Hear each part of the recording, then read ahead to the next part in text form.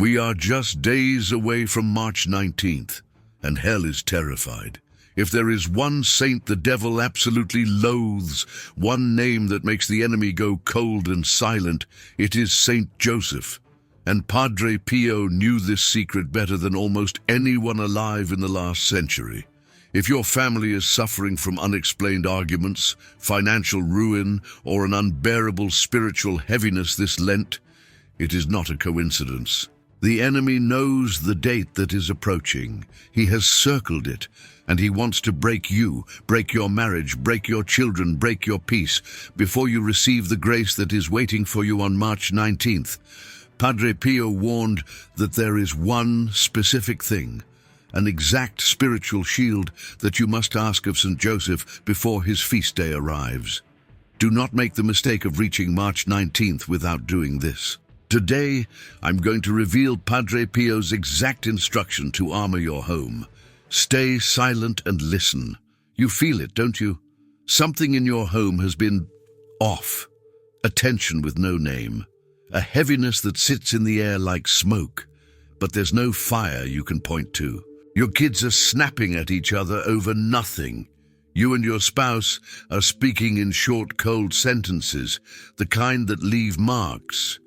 The bills are crushing you, and the prayers feel like they're bouncing off the ceiling and falling back on the floor. And you're lying awake at 3 in the morning asking yourself, is this just life, or is something else going on? I need you to hear this clearly. You are not imagining it. The Church has always taught that the spiritual and the physical are not separate worlds. What happens in the invisible war of spiritual combat has real consequences in your living room, at your dinner table, in your marriage bed. And Lent, of all seasons, is when that war intensifies. Because the enemy knows what's coming. He knows that March 19th is not just a date on a calendar, it is a door of grace. And he is working every hour of every day to make sure your family never walks through it. Padre Pio understood this. He lived it. He bled for it, literally. His body bore the proof, and he left us something, a specific instruction. Not vague spiritual advice you can shelve until next year. A weapon. Before I show you exactly what that weapon is, I want to ask you something direct. If your family has been under attack, if you feel that spiritual weight pressing down on your home right now, write in the comments, St. Joseph, cover my family. By writing those words, you are not just engaging with a video. You are making a declaration. You are planting a flag in the ground of your home. You are saying to the enemy, not today, not my family. Write it now. And keep watching, because what comes next might be the most important thing you hear this Lent. To understand why the devil hates St. Joseph, you have to go back to the beginning. Not the beginning of Joseph's life, the beginning of the war. Before a single human being drew breath, before the earth had form or shape, there was a rebellion. The most brilliant, the most beautiful creature God ever made, Lucifer, looked at his creator and said 4 words that shattered eternity. I will not serve. That was it. That was the crack in the universe, not a crime of weakness, not a moment of confusion or despair. It was a cold, deliberate act of pride. Lucifer saw God clearly, understood his own greatness in full, and chose himself. He fell, and he dragged 1/3 of the angels into the dark with him. Now hold that image. The enemy of your family is not a cartoon. He is a being of pure, unrepentant, eternal pride. Every attack he launches against your home, every whisper of resentment he plants between you and your spouse, every seed of rebellion he waters quietly in your children, it all flows from that one poisoned root, pride.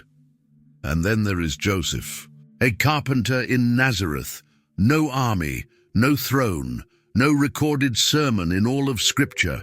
Not one word he spoke was ever written down for us to read. Nothing, just sawdust and silence. And yet, God chose him. God looked across every man who had ever lived or would ever live, kings, generals, prophets, and he said, "This one, this silent man who works with his hands and asks for nothing, this is the one I trust with my son." Think about that. The devil fell because he refused to serve. Joseph's entire life was an act of service. Every morning he rose before dawn to protect a woman who carried God inside her. Every night he stood between the Holy Child and a world that wanted him dead. No applause, no recognition, no explanation given, just obedience. That is the exact mirror image of Lucifer, and the enemy knows it.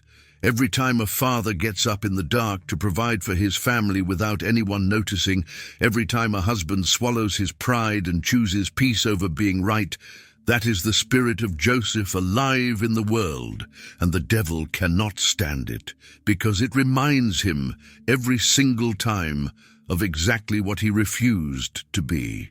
Joseph is not just a saint, he is a rebuke, a living, breathing, eternal rebuke, hammered into the face of everything the enemy chose, and that is only the beginning of why hell trembles at his name. The Church didn't give Saint Joseph the title Terror of Demons as a poetic gesture. It came from experience, centuries of hard, documented experience. Exorcists, priests who stand at the most brutal front line of spiritual warfare, who have heard things in darkened rooms that most people will never believe, have testified across the centuries that the name of Joseph produces a reaction in demonic spirits unlike almost any other invocation. Not panic, exactly. Something deeper than panic. Something closer to shame. Because the demon recognizes in Joseph everything it destroyed in itself. The purity, the hiddenness, the total surrender to God without demanding anything in return. The enemy looks at Joseph and sees the precise shape of its own betrayal. Terror demonum, terror of demons. That title is rooted in the theological understanding that Joseph's unique holiness, his role as the earthly guardian of the Son of God, granted him an authority over dark spirits that the Church has never minimized. Pope Pius IX extended the title formally to the Universal Church in 1847. It wasn't new theology. It was the Church finally saying out loud what mystics and saints had been whispering for centuries. Joseph terrifies the enemy. Now, why does this matter for your family right now, in the middle of Lent? Because Lent is not a season the devil ignores. Lent is the 40-day march toward the cross, toward Calvary, toward the empty tomb. And the enemy hates every one of those 40 days. He hated them in the desert when Christ refused every temptation thrown at him. He hates them now when your soul begins to stir, when the numbness cracks, when God gets close again. So he accelerates. He leans harder on the marriages that were already fracturing. He turns up the volume on the loneliness in homes where prayer has gone cold. He finds your teenagers at 2 in the morning when the house is dark and everyone thinks they're asleep. He is not loud, but he is relentless. And he knows something most Catholic families don't, that March 19th is a door of extraordinary grace, a moment when the terror of demons stands at your threshold, ready to drive back whatever darkness has been pressing against your walls. The enemy can't stop that feast day from coming, but he can try to make sure you arrive at it too shattered, too distracted, too far gone to receive what God is waiting to give you. That is his plan for your family this Lent. It ends today. His real name was Francesco Foggione. He was born in a small village in southern Italy in 1887, the son of a farmer who worked with his hands and had nothing much to offer the world except faith. The world knows him as Padre Pio. For decades, for most of his priestly life, the friars at San Giovanni Rotondo would hear it in the dark of the night. Crashes, heavy thuds against the walls, the sound of furniture thrown across stone floors. They would rush to his cell and find him on the ground. his brown habit torn, his face bruised, his body carrying wounds that no natural explanation could account for. The devil did not just tempt Padre Pio, he came for him, in the night, with violence, repeatedly, for years. One of his fellow friars described finding him after an attack, his lips split, one eye swollen nearly shut, his hands trembling as he tried to rise from the floor. He was 50 years old, bearing the wounds of Christ in his hands and feet, and his first words were a prayer, not a cry for help, a prayer. That is not a man who was afraid, that is a man who knew exactly what he was fighting and exactly who he was fighting for. When the attacks came, night after night, year after year, Padre Pio did not reach for anything complicated. He ran to the Holy Family, not as a devotion you practice on feast days, as a strategy, the way a soldier runs to a fortress when the field is lost. He spoke of Jesus, Mary, and Joseph not as distant heavenly figures, but as a present refuge, real, immediate, a place where the enemy's power stopped cold at the door. Padre Pio knew what the Church's tradition had always confirmed. The enemy is not afraid of our willpower. He is not threatened by our resolutions. He doesn't flinch at our good intentions, but he is afraid of the Holy Family. Because where the Holy Family truly dwells, invited in, given the whole house, the enemy has no jurisdiction. This is not poetry.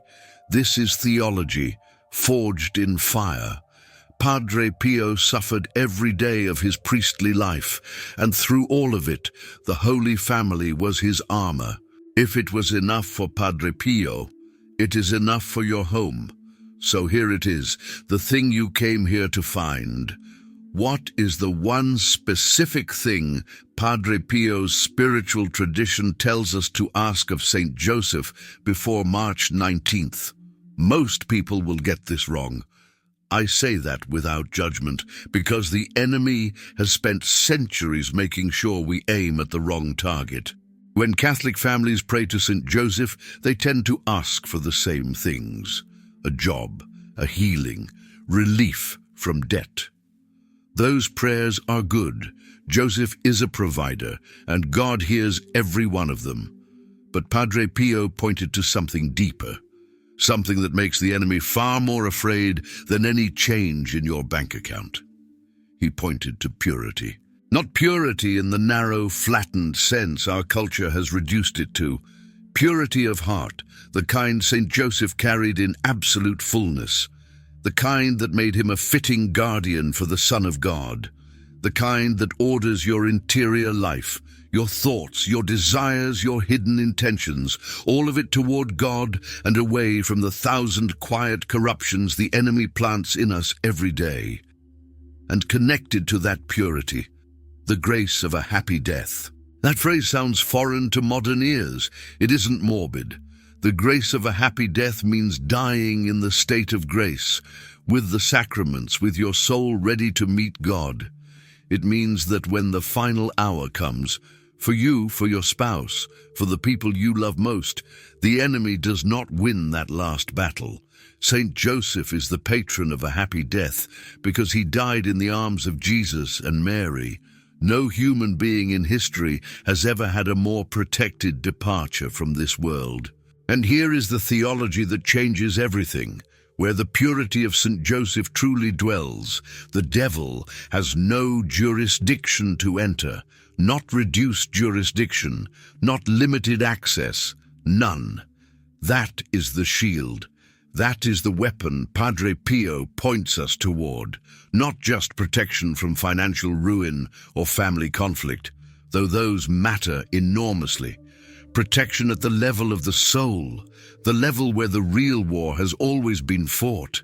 Before I show you exactly how to ask for this, before I give you the prayer to seal your home before March 19th arrives, I want to make sure you already have the weapon in your hands. I put together a guide called The Power of the Rosary with Padre Pio, Miracles, Protection, and Divine Graces. Inside, you'll find Padre Pio's own teachings on how to pray with real devotion, not just words, but the kind of prayer that moves heaven. There are testimonies of real miracles, a 30-day prayer guide, and specific prayers for protection and healing that connect directly to everything we're covering today. It is a small investment in your soul. The link is pinned in the comments right now. Get it, because what comes next works even more powerfully when your prayer life has that foundation beneath it. The word purity has been flattened in our culture, squeezed down to one narrow category of behavior, usually aimed at teenagers and forgotten by adults the moment life gets complicated. But in the theology, Padre Pio breathed that the saints and doctors of the Church guarded with extraordinary care. Purity is not a single virtue. It is a condition of the soul.